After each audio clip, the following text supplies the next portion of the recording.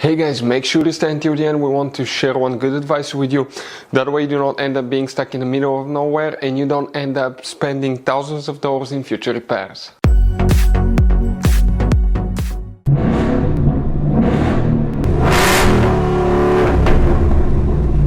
Hey guys, welcome back to Free Car Repair. Thank you guys for watching and subscribing to the channel. Today will be super helpful video to any of you having a Ford Edge, that generation here from year 2010 to year 2014. If you own one of these, if you need to find where the door locks fuses are located, where you can find them, where you can guys buy cheap parts, tools, fuses, relays at a good price, quick shipping, that way you do not waste money and time, why it's always a good idea to test fuses and relays, all that will be covered absolutely free for your convenience. Make sure to stay until the end. Before we start guys, let us tell you a little bit about us. Every single car we get here at the garage guys, we try to make at least 200 to 300 free repair videos. We take them completely apart on our YouTube channels. We show you how to fix transmissions, engine codes. This channel specifically will be for fuses guys. And we have more than 14,000 free repair videos on our YouTube channels that can save you thousands of dollars in future repairs.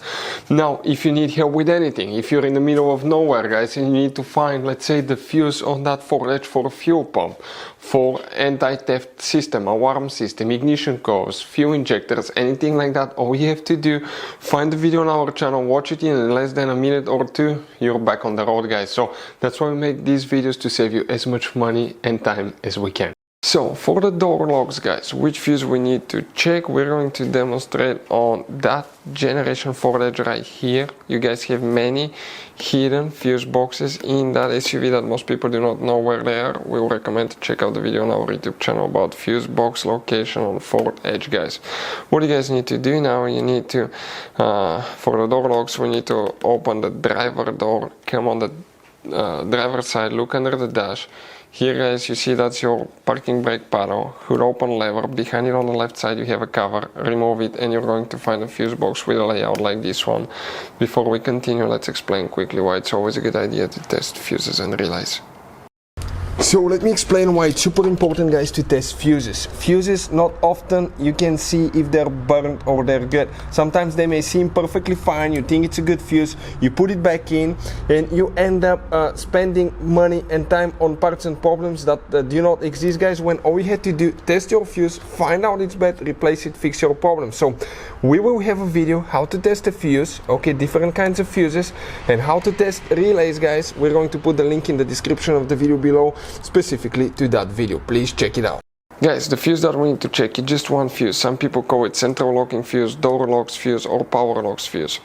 Please make sure to stay until the end. We want to share one good advice with you, that way you do not end up being stuck in the middle of nowhere like it happened to us.